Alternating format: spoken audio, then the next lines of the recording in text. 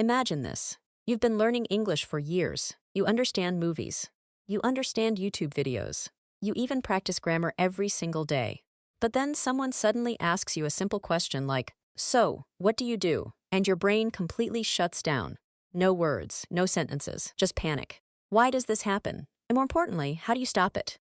Because trust me, if your brain goes blank while speaking English, you are definitely not alone. Millions of English learners secretly struggle with this every single day. Hey everyone, I am Jessica. Welcome back to Learn English with Roast, the podcast where you improve your English, build your confidence, and occasionally get roasted harder than people who say, "I can understand English, but I can't speak." And I'm Rayon, a man who once prepared an entire English introduction in his head and then forgot his own name when someone actually talked to him. Honestly, that is painful but relatable. Very relatable. My brain left the meeting before I did. Today we're talking about one of the biggest struggles English learners face: why your brain goes blank during conversations even when you know English. And this topic is important because many learners think they have a vocabulary problem or a grammar problem, when actually they have a pressure problem. Exactly. Sometimes your English is not bad. Your confidence is just collapsing under pressure. Before we begin, answer this question in your mind. What situation makes you panic the most in English? Phone calls, introducing yourself, talking to strangers, ordering food? Or maybe when someone suddenly says, "Tell me something about yourself," and your brain immediately opens 15 empty tabs. Honestly, why is that question so terrifying? Because suddenly your brain starts acting like an old computer trying to load too many things at once. That's actually the perfect way to describe what happens during English conversations. Your brain becomes overloaded. And most learners don't realize this, but speaking English is not only about language knowledge. It's also about speed, confidence, emotion, pressure, memory, and focus, all working together at the same time. Which explains why someone can score high in English exams but still freeze during conversations. Exactly. Because exams are controlled, conversations are unpredictable. In school, you usually have time to think. You can write slowly. You can review grammar. You can erase mistakes. But real conversations happen fast. People don't wait 5 business days for your sentence. Unfortunately, Your brain must understand the question, create an answer, choose vocabulary, organize grammar, pronounce the words correctly, and speak confidently, all within seconds. meanwhile, your anxiety is standing in the corner screaming, "Don't mess this up." And that pressure creates panic. Here's something interesting. Have you ever noticed that sometimes you can speak English perfectly while alone, but suddenly struggle when talking to a real person? Oh yes, that happens constantly. You practice alone in your room like a future TED Talk speaker. Then someone says hi in real life, and suddenly your English disappears into another dimension. That's because fear changes how your brain functions. When you feel nervous, your brain focuses more on survival than communication. Exactly. Your brain starts monitoring every little mistake. Was that grammar correct? Did I pronounce that word wrong? Why did I say informations? Why am I sweating during a basic conversation? And while you're overthinking one sentence, the conversation has already moved on. This is one of the biggest reasons people go blank. Overthinking destroys speaking flow. Especially perfectionism, Oh, yes. Many English learners secretly believe they must speak perfectly to sound intelligent. which is ironic because native speakers make mistakes literally all the time. Exactly. Native speakers forget words, repeat sentences, use wrong grammar, pause awkwardly, and sometimes say things that make absolutely no sense. I do that daily, sometimes even in my own language. Same. But learners often believe one tiny mistake means failure. So they become too careful. And when you become too careful while speaking, your speech stops flowing naturally. Imagine trying to dance while analyzing every single movement. You become stiff. Speaking works the same way. Communication needs flow, not perfection. But schools often train people to fear mistakes instead of using language naturally. Exactly. Students become experts at passing exams but beginners at real conversations. And honestly, many learners are carrying years of embarrassment. That's true. Maybe someone laughed at their pronunciation once. Maybe a teacher corrected them harshly. Maybe they felt stupid during a conversation. So now their brain associates English with stress. which means the moment they start speaking, their anxiety activates automatically. And anxiety makes thinking harder. This is why some learners suddenly forget vocabulary they already know. Your brain is overloaded with fear, pressure, self-monitoring, and overthinking. There's no mental space left for smooth communication. It's like trying to open 10 heavy apps on an old phone. Eventually, the system freezes. That's literally what happens during panic moments in English conversations. Another major reason people freeze is translation. Oh yes, this habit destroys fluency more than people realize. Many learners still think in their native language first, and then translate every sentence into English before speaking. Which sounds normal until conversations become fast. Because now your brain is doing extra work every single second. First, you create the idea in your own language. Then you translate it. Then you check grammar. Then you worry about pronunciation. Meanwhile, the other person is already waiting for your response. And your brain starts panicking because the conversation feels too fast. Native speakers don't translate. They connect thoughts directly to English. That's why their responses feel natural and immediate. But learners often build traffic jams inside their own minds by translating everything word by word. Honestly, some people mentally open Google Translate before every sentence. And eventually their brain becomes exhausted. Which is why many learners say things like, I know English in my head, but I can't speak. Because knowledge and speaking speed are different skills. Exactly. Knowing vocabulary is one thing. Accessing it quickly during pressure is another thing completely. You know what's actually scary? Sometimes your brain goes blank even during the easiest conversations. Oh, absolutely. Someone asks, how was your weekend? And suddenly your mind reacts like they asked you to explain quantum physics in English. Exactly. And then after the conversation ends, your brain magically remembers perfect sentences 30 seconds later. That post-conversation fluency is painful. Honestly. Suddenly you become Shakespeare in the shower. Ah yes, that's what I should said. But that delayed response reveals something important. Your English knowledge didn't disappear. Your brain simply struggled under pressure in real time. Which means the problem is not intelligence. The problem is processing speed and emotional pressure. And one thing that affects processing speed massively is fear of judgment. This is huge. Many learners are not actually afraid of English. They're afraid of embarrassing themselves in front of people. Exactly. They fear being laughed at, corrected, ignored, or misunderstood. So before they even start speaking, their brain is already preparing for disaster. And once fear enters the conversation, confidence leaves immediately. Have you ever noticed how differently people speak when they feel comfortable? Oh, yes. Around supportive friends, learners suddenly become more fluent, more expressive, even funnier. But around judgmental people, they freeze instantly. Because emotions affect fluency more than people realize. Your brain performs better when it feels safe. That's why children learn languages faster emotionally. They make mistakes without constantly attacking themselves. Meanwhile, adults say one incorrect sentence and mentally prepare their own funeral. It's over. My career is finished. Society will never recover from my grammar mistake. Honestly, English learners are dramatic sometimes. Very dramatic. But the fear is understandable because speaking another language makes people feel vulnerable. Exactly. In your native language, your personality feels complete. You can joke naturally, explain ideas clearly, express emotions properly. But in English, many learners suddenly feel limited, And that limitation creates frustration. especially when your thoughts are smarter than your speaking ability. That's one of the most painful feelings for language learners. You know you're intelligent, but your English cannot fully express your personality yet. So people sometimes start sounding quieter, less confident, or less expressive than they really are. Which creates even more anxiety during conversations. And then comes another dangerous habit: mentally correcting yourself while speaking. Oh yes, this destroys fluency immediately. Some learners speak like this: yesterday I go, no went, was going, actually. And while they're fixing one sentence, their brain completely loses the conversation flow. Because communication is happening in real time. Exactly. Your goal during speaking is connection, not perfection. Native speakers don't stop after every tiny mistake. They keep moving forward.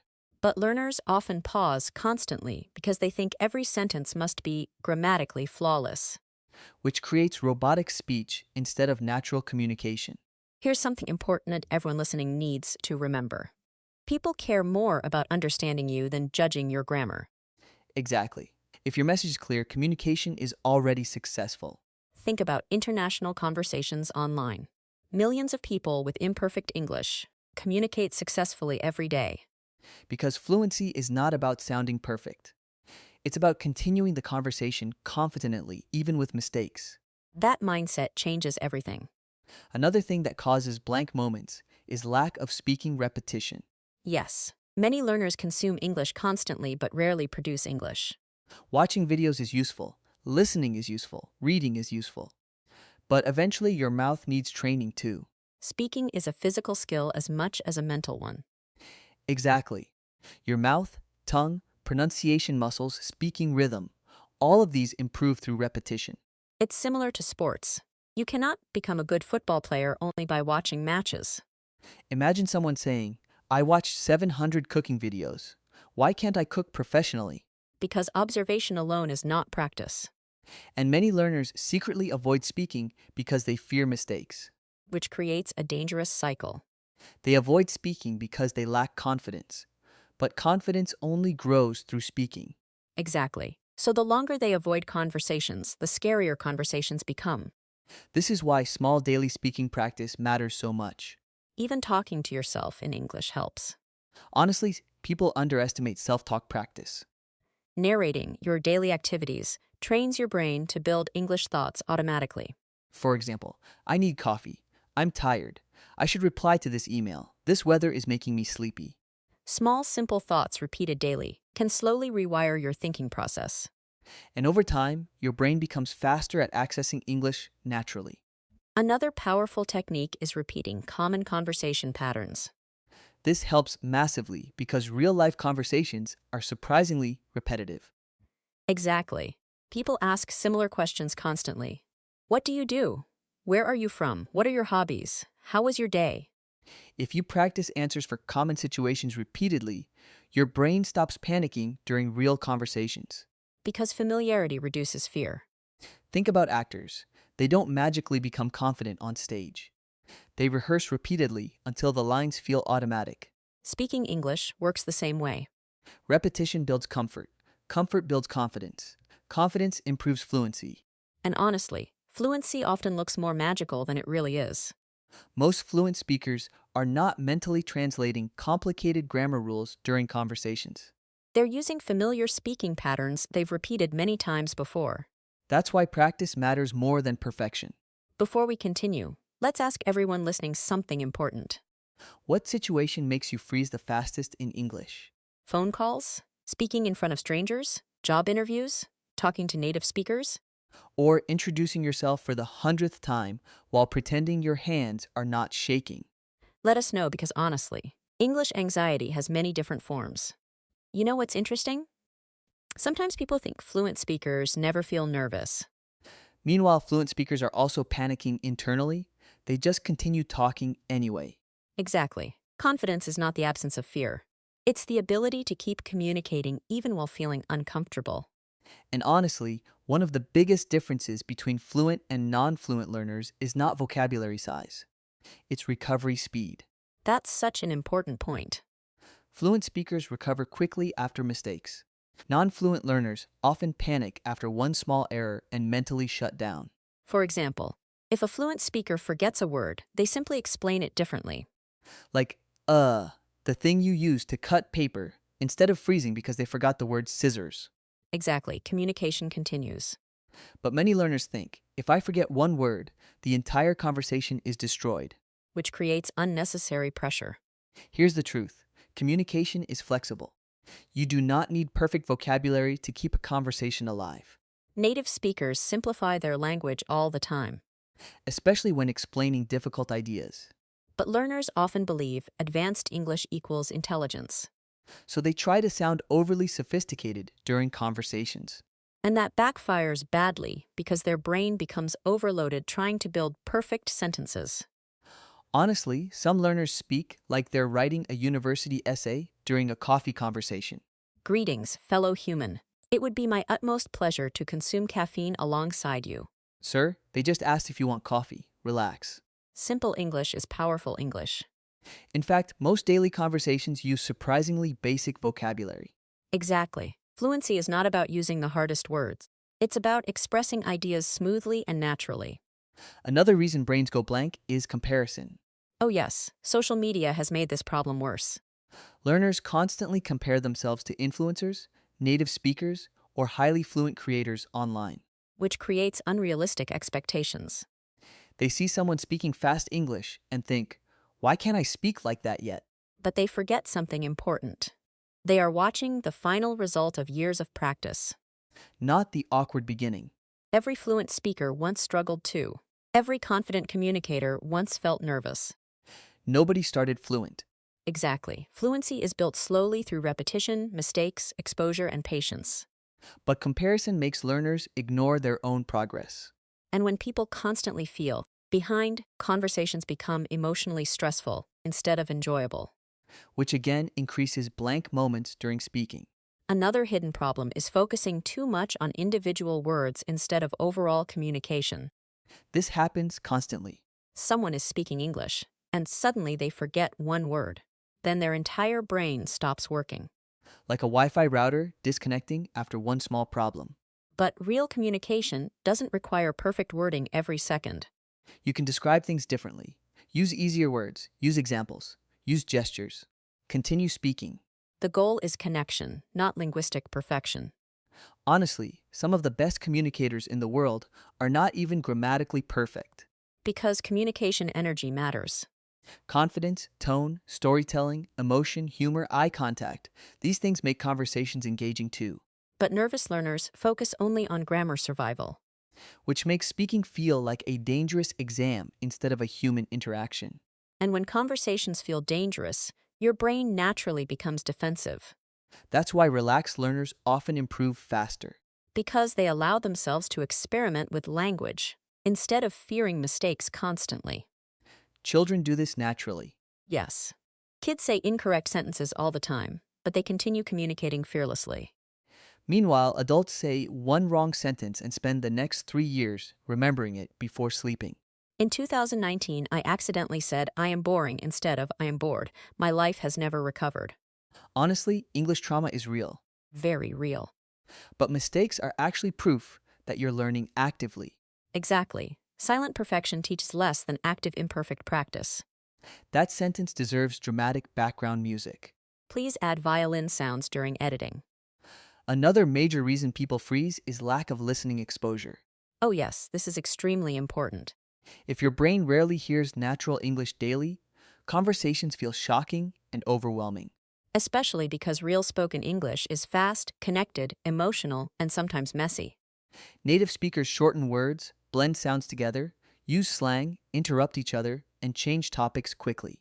Which can make learners panic because textbook English sounds very different from real-life English. This is why listening practice matters so much for speaking confidence. The more your brain hears natural speaking patterns, the less stressful conversations become. Because your brain starts recognizing rhythms automatically. Think about songs. The more you hear a song, the easier it becomes to predict the next line.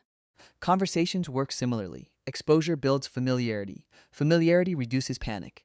That's why passive exposure actually helps fluency more than many people realize. Watching podcasts, interviews, conversations, and casual English content trains your ears for real communication. Especially content where people speak naturally instead of overly formal educational English. Because real conversations are emotional, spontaneous, and imperfect. And honestly, learners need more exposure to real English instead of only perfect classroom English. Before we continue, let's ask everyone listening something. Have you ever remembered the perfect English sentence 5 minutes after the conversation ended? If yes, congratulations. Your brain enjoys betraying you professionally. You know what else causes people to freeze in English conversations? Trying to impress people too much. Oh, absolutely. The moment learners start thinking, I need to sound smart, everything falls apart. Because now the brain is no longer focused on communication. It's focused on performance. And performance pressure destroys natural speaking. Exactly. Instead of speaking simply, learners start searching for advanced vocabulary they barely use in real life. Then, halfway through the sentence, their brain suddenly forgets everything. Which creates panic. Honestly, some learners know the simple answer immediately, but reject it because it sounds too basic. Meanwhile, native speakers use simple English constantly. Exactly. Real fluency is simplicity with confidence. One of the biggest mindset shifts learners need is this: simple English is not weak English.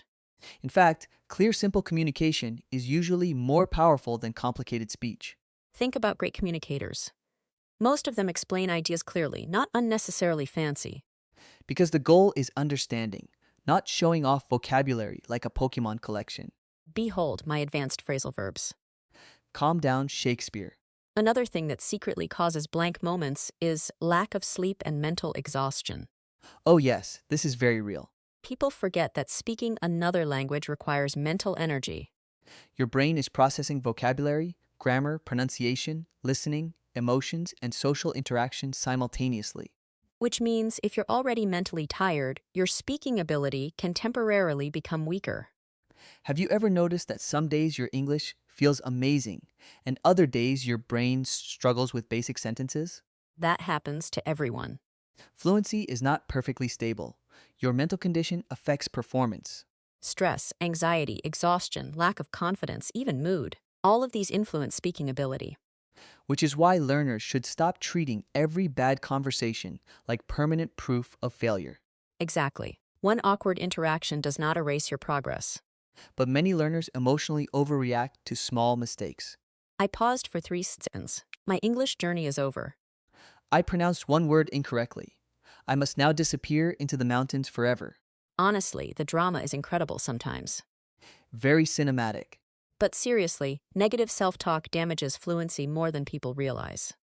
Because your brain listens to the way you talk about yourself.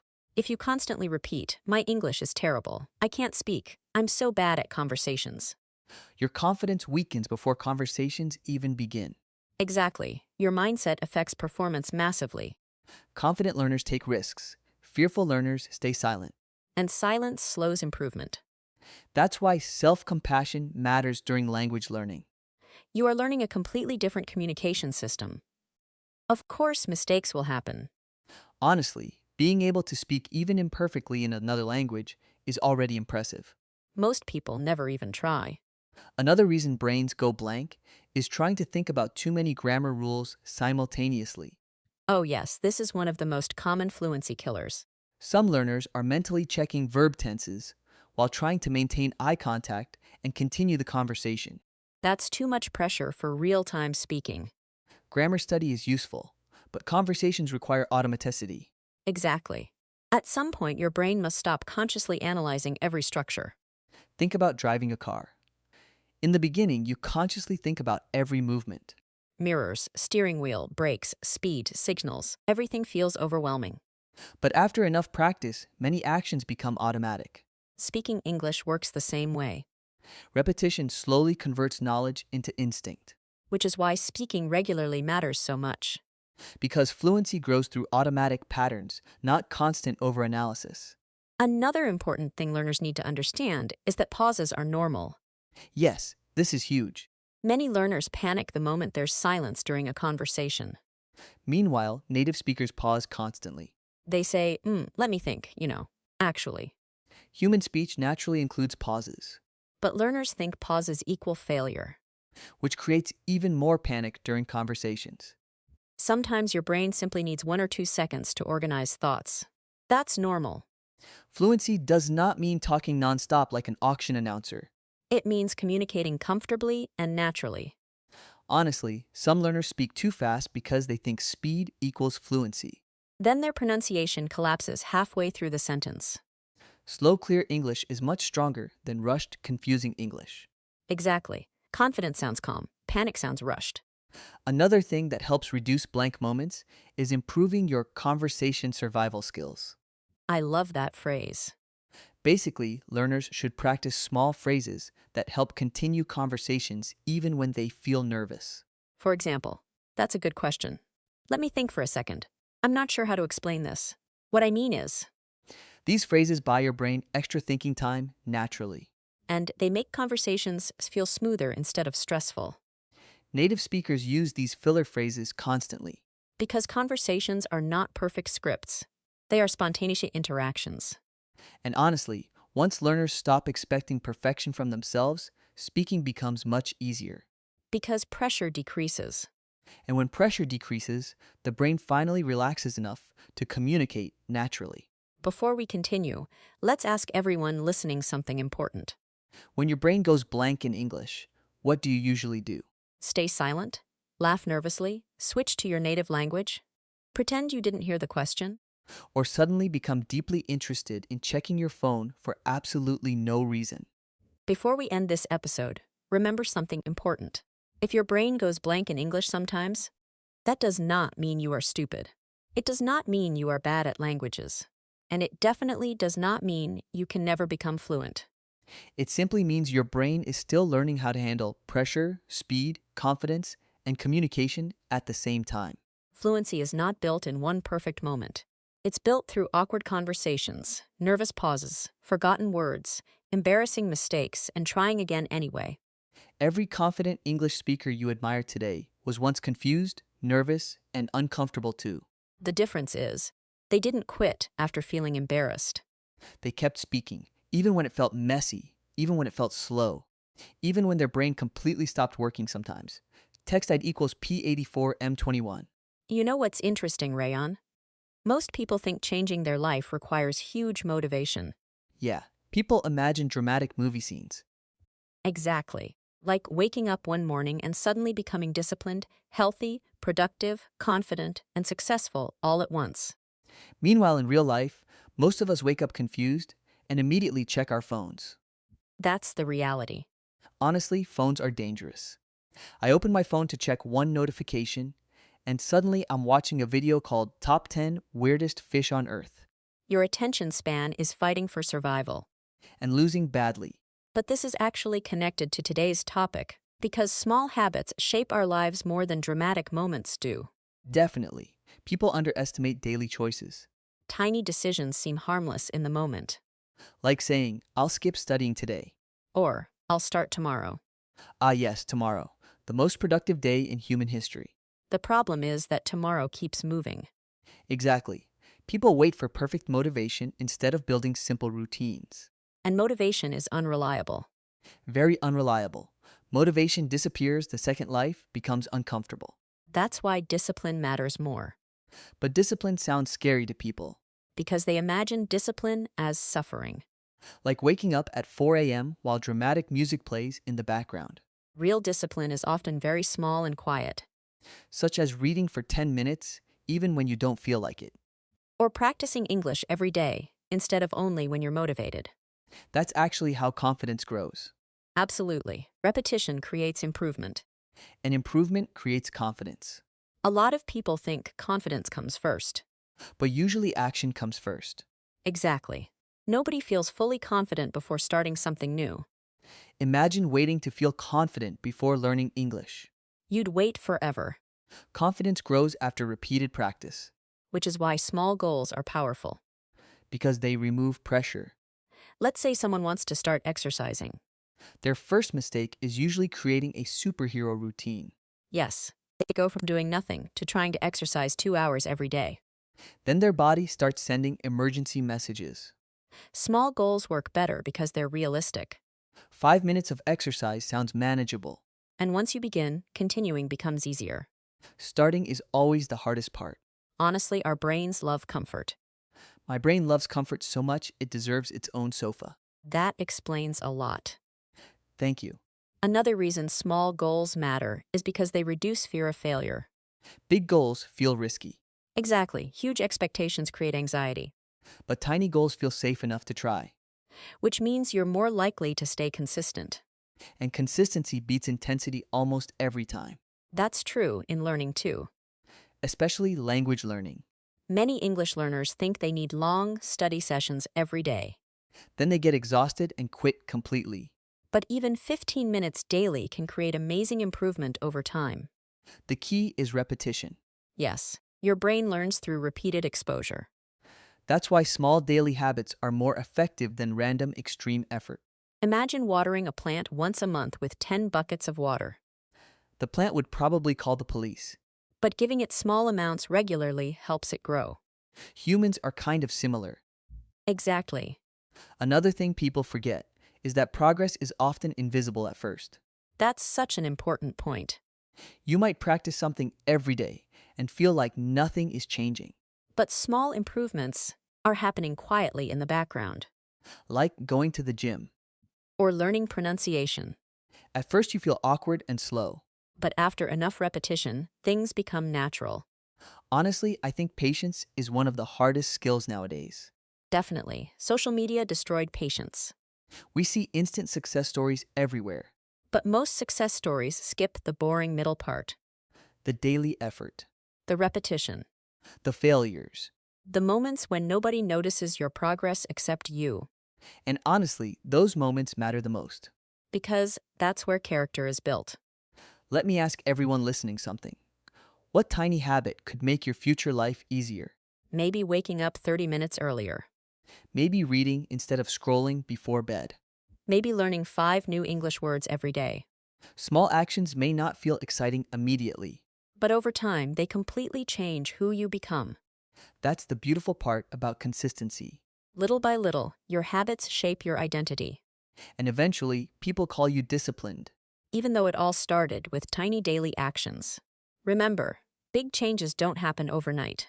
They happen through small actions repeated every single day. Start small, stay consistent, and trust the process even when progress feels slow. Thanks for spending time with us today, and keep improving one small step at a time.